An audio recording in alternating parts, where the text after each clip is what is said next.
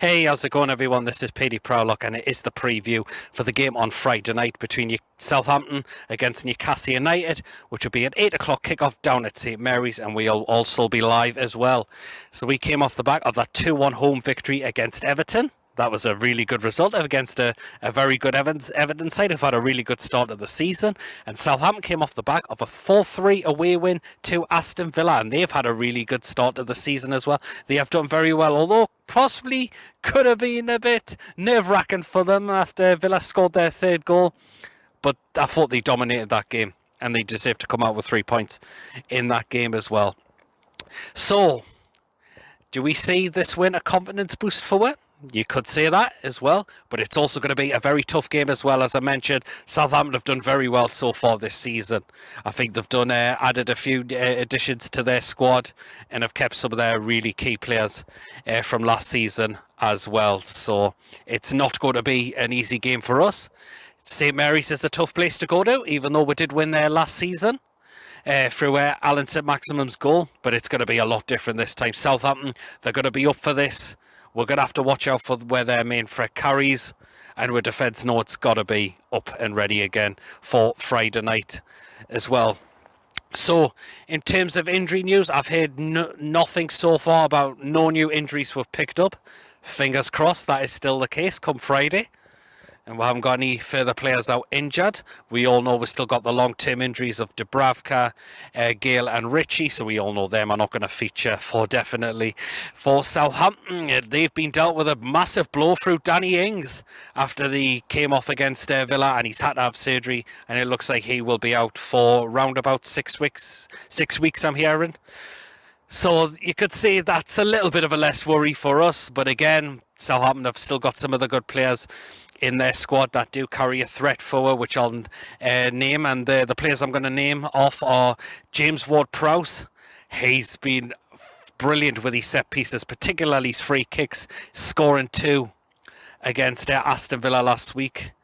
I'm going to point out Nathan Redmond. I think he's a very decent winger as well. He's pacey, he can get forward, he can cut in as well, and he can get crosses into the box as well. And another one I'm going to point out as well is Shea Adams as well, another very good player as well. So that is probably the threat we're going to have to watch out for when Southampton do come forward with the ball.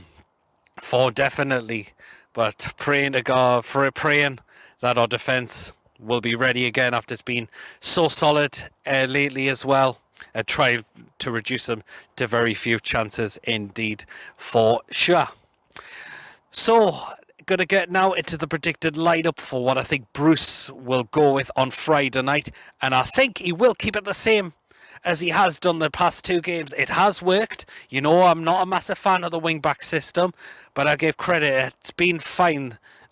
Good the last 2 games, because we haven't lost the game since we've now played back to playing this formation, which is good to see. So I don't think Bruce is going to change the formation at all. So here we go. Let's get into it. Start off in goal, Caldolo. And he's just done very well lately since coming in for Dubravka. And we know he will continue in goal until Dubravka comes back from his injury. Into the back 3, yes. First of all, in the right centre-back spot, I'm going to go with Fabian Schär. And it's great to see him back in the start lineup of lately as well. He's been solid, and he's done pretty well, and you expect him to come forward a little bit as well, and he will look to pick out long balls as well to find other players. And that's what I do like about Fabian Schär.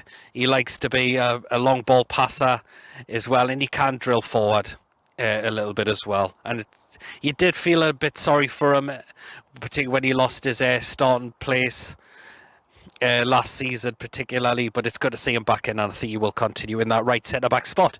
In the middle of the centre-backs, I'm going to go with the captain, Jamal Lascelles, and again, he's done very well. He has been solid, and we just want to see a lot more of that from him, and hopefully it will continue for him, particularly if he is captain of our club, and if he does, as I mentioned, he will be a decent captain at this club. In the left centre-back role, I'm going to go with Federico Fernandez, and again, he's done very well lately as well. He's been so solid as well, and I've been really impressed with Fernandez so far lately, and particularly this season and also last season as well. And I think he will continue in that left centre-back role.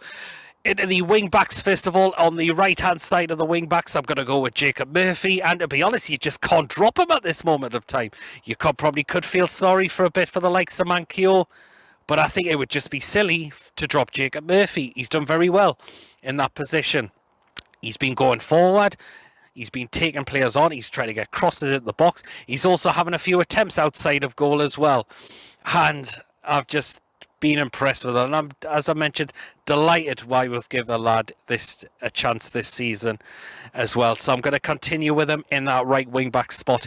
In the left wing back spot, I'm going to go with Jamal Lewis. Going to continue him in that left wing back spot. And again, we all know why we paid the money for him, and you expect him he will start on Friday night as well. Going to go into the two centre midfielders, you possibly could say, because it does look a bit all over. But first of all, I'm going to go with Isaac Hayden. I think he needs to play. I think he does need to play now. He needs to come back into the start lineup now, I would say, definitely. And I think Jeff Hendrick, he needs a break. It's not, he hasn't done brilliant. It wasn't a bad performance, but I'm just still not 100% convinced by him at this moment of time. So I'm going to bring back Isaac Hayden in. Alongside him, we're going to go with Sean Longstaff as well. And again, I thought he had a good game against Southampton last week. So I'm going to continue to play him on Friday night as well. Next position I will go with, I think it's been mostly on the left, as I'd say. I'm going to go with Miguel Almiron. Again, he has been playing a little bit more deeper recently, but he has been bombing up the pitch, getting forward as well, which you'd love to see him doing as well. So Miguel Almiron will continue in the starting lineup for me on Friday night. The next position I'll go with, is he going to possibly play on the right, or is it just behind the striker? And I'm going to go with Alan St-Maximin again, because it's this formation. We've got players all around the park, and you're thinking, where the hell are they playing? But I'm going to continue with ASM on Friday night as well. It was a much improved performance against Everton as well, and we all like to see the threat he carries for us, definitely as well. And up front as the striker, you know who it will be, Callum Wilson. 2 goals against Everton last week. Hopefully we'll see more goals from him. I think there will definitely be more goals from him as well. And we all know why we paid the £20 million as well from Bournemouth as well. And hopefully we can see some more goals, particularly on Friday night against Southampton.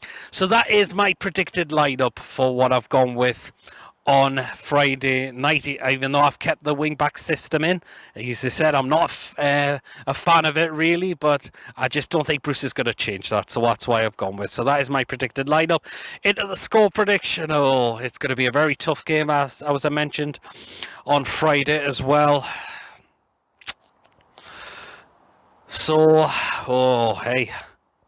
And do you know what? I'm going to go for a 2-2 draw. So again, I've gone with another 2-2 draw. As again, it's going to be very tough indeed. That hopefully, if we get forward, just show that positivity on the pitch, there's a chance we'll get something out of the game for sure. So that's why I'm going to go for another 2-2 draw. But it'd be great if we could get another win. It'd be even more happy days if that is for sure. So that is my score prediction. Of course, let me know in the comments section as always your predicted, how we're going this game, your predicted lineup, and your score prediction will be as well. Don't forget to catch me after the game. I'll be giving my quick thoughts, and I'll be doing a player ratings video as well. Thank you for watching. Of course, don't forget to give this video a like, a comment. Of course, if you haven't checked me out before, please make sure you do hit that subscribe button. And until then, next 2 videos, I shall catch you all later. Take care of yourselves. Can we get another result on Friday night? Let's wait and see. Bring on Friday.